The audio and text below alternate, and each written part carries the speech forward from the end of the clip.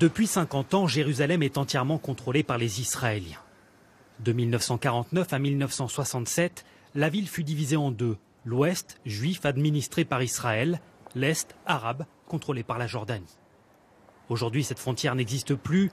Malgré les réprobations internationales, les Israéliens parlent de Jérusalem comme d'une ville unifiée. Depuis 50 ans, il n'existe plus officiellement de démarcation entre Jérusalem-Est et Jérusalem-Ouest. Vous pouvez, comme moi, passer de l'une à l'autre simplement en traversant la rue, dans les deux sens d'ailleurs.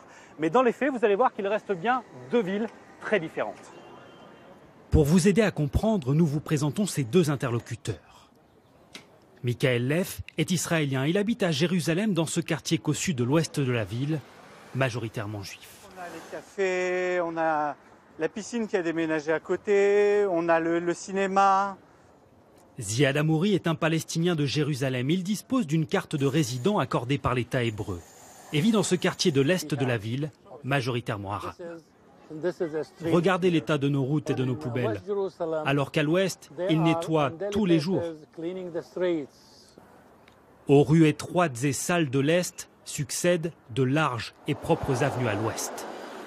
De nombreuses organisations israéliennes constatent cette différence de développement dans l'accès à l'éducation, aux services publics, aux loisirs et aux services de santé. Une politique sciemment mise en place par les autorités, estime Ziad Amouri. Ils nous rendent la vie difficile pour qu'on s'en aille. Un argument rejeté par Michael Leff, qui affirme que des efforts sont faits pour mélanger les communautés, comme dans ce centre commercial tout neuf. On a des musulmans, des juifs, des chrétiens. De toute façon, nos populations sont enchevêtrées. On ne peut pas les séparer.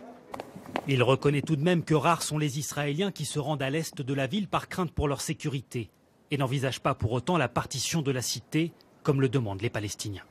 Vous voulez quoi ici? Vous voulez Berlin? Vous voulez qu'il y ait un mur qui partage ici au milieu la population? Non, cette ville est réunifiée à tout jamais. De son côté, Ziad Amouri pourrait changer les choses, mais refuse d'exercer le droit de vote qui lui est donné aux élections municipales. On est sous occupation. Pour nous, cette municipalité ne peut pas nous représenter. Des positions irréconciliables depuis maintenant un demi-siècle.